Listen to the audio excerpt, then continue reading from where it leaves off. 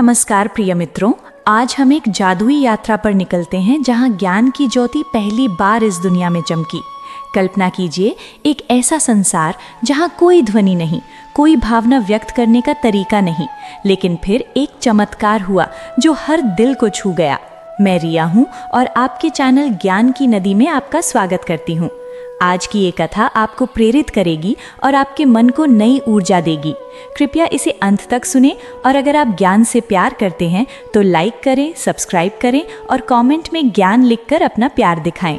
तो चलिए शुरू करते हैं इस रोमांचक कहानी को। जब ईश्वर ने इस ब्रह्मांड की रचना की तो उन्होंने सोचा कि वे एक अद्भुत दुनिया बनाएंगे। उन्होंने पहाड़ बनाए, नदियां बहाईं, पेड़ लगाए, जानवर और पक्षी दिए और अंत में इंसान को जीवन दिया। लेकिन जब उन्होंने अपनी सृष्टि को देखा तो उनका मन उदास हो गया, क्योंकि कुछ कमी थी। पहाड़ थे लेकिन उनकी प्रतिध्वनि नहीं, नदियां थीं लेकिन उनका मधुर बहाव नहीं, पक्षी थे लेकिन उनका गीत नहीं, इंसान थे लेकिन वे बोल नहीं सकते थे। कोई भाषा नहीं, कोई संगीत नहीं, कोई कला नहीं, कोई ज्ञान नहीं। सब कुछ था लेकिन सब निर्जीव था। ईश्वर ने देखा कि इंसान भटक रहे हैं, वे अपनी भावनाओं को साझा नहीं कर पाते।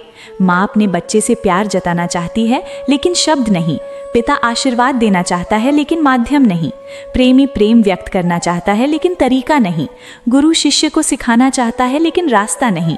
ईश्वर का दिल दुख से भर गया। उन्होंने सोचा, मैंने क्या बनाया? एक अधूरा संसार जहाँ सब कुछ होते हुए भी कुछ नहीं। वे व्यथित हो गए, उनकी आंखों में आंसू आ गए।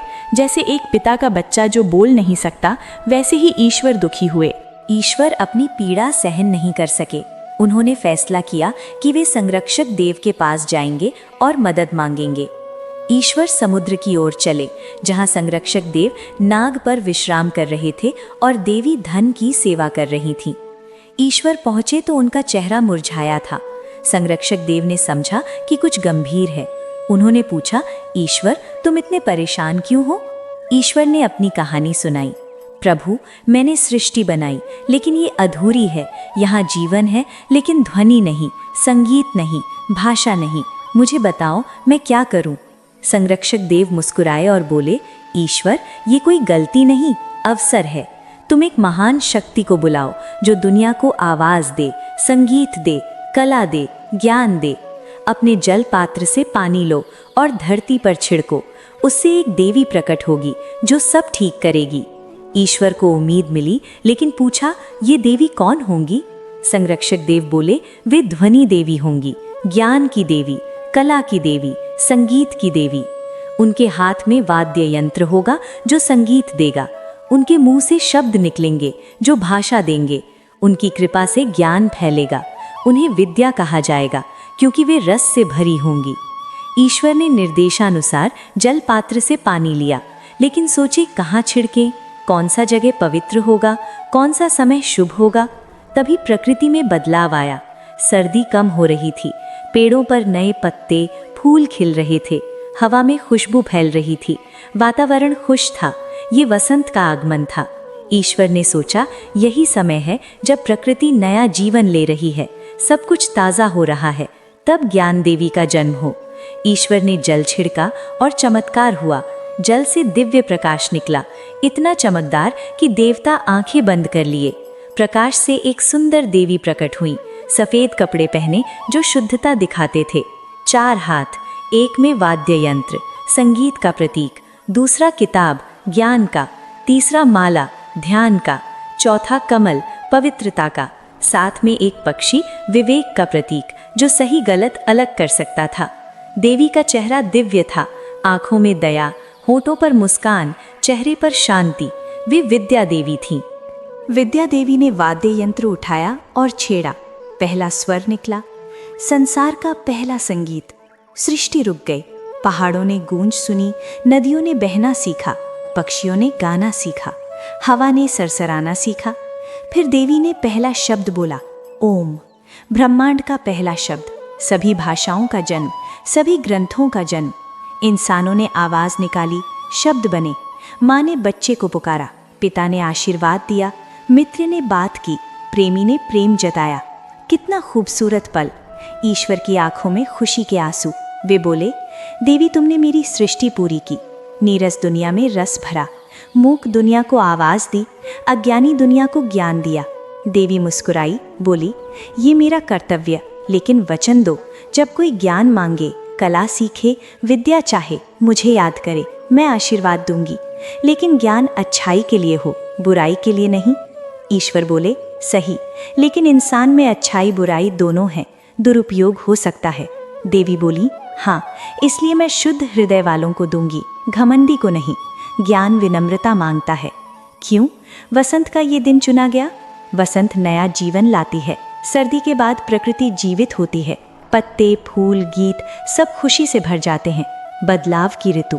ठीक वैसे ही ज्ञान इंसान को नया जीवन देता है, अज्ञानी से ज्ञानी बनता है, अंधकार से प्रकाश की ओर, नया जन्म।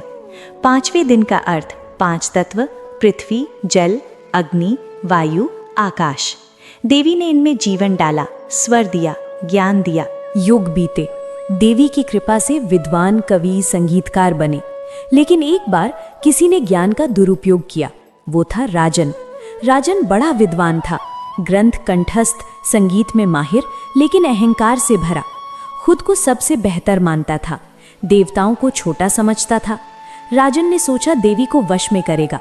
कठोर तप किया। देवी प्रकट हुई, लेकिन उसके मन में अहंकार देखा। बोली, राजन, तुम विद्वान हो, लेकिन दुरुपयोग कर रहे हो, अधर्म कर रहे हो। राजन बोला, मैं अपना हक मांगता हूँ, इतना ज्ञानी हूँ, सम्मान क्यों नहीं? देवी बोली, ज्ञान है लेकिन विवेक नहीं, विद्या है लेकिन विनम्रता नहीं। ज्ञान बिना विनम्रता अभिशाप है। जैसे फलदार पेड़ झुकता है, खाली अकड़ता है। तुम खोखले हो। राजन क्रोधित हुआ, बोला, तुम देवताओं के पक्ष में, मैं खुद साबित करूंगा। देवी बोली, ये आखिरी मौका, अहंकार छोड़ो, नहीं तो पतन होगा। लेकिन राजन नहीं माना और उसका अंत सब जानते हैं। अहंकार ने नष्ट किया। कहते हैं इसी दिन दिव्य प्रेमी और उनकी प्रिया की पहली मुलाकात हुई। वसंत में फूल खिले, हवा सुगंधित। दिव्य प्रेमी बांसुरी बजा रहे थे। प्रिया ने धुन सुनी, मंत्र मुग्ध हुई। संगीत ने दिल छुआ। वे मिले, समय रुक गया। अनंत प्रेम।